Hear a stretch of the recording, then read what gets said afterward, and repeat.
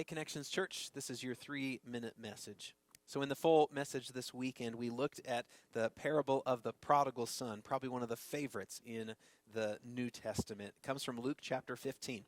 Now, some might call this parable the parable of the prodigal God or the parable of the loving father, because not only do we see a wayward, sinful son that returns to the father, but we see a father graciously receive the lost son.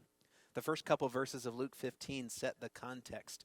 The religious leaders criticized Jesus for interacting with sinners and non-religious people. You see, they were concerned about preserving the purity of the church, when Jesus is more concerned about reaching the lost. In the response to the religious leaders and the self-righteous objections they had, Jesus shares 3 parables: the parable of the lost sheep, the lost coin, and the lost son. All 3 parables address humanity's lostness, but they also address God's gracious desire to forgive and redeem. Ultimately, the parable of the prodigal son reveals to us the good news of the grace that God has on the repentant sinner. The big question we asked is this: what does the story of the prodigal son teach us about the good news? And the first thing we see is that there is good news for the sinner. The wayward son rebels in sin. He hits rock bottom, and then he returns to his father in repentance. We see there is hope for all sinners, which is good, because we are all sinners in desperate need for salvation. Second thing we see is that there is good news given from a good father. The father runs to embrace the wayward son who returns home in repentance.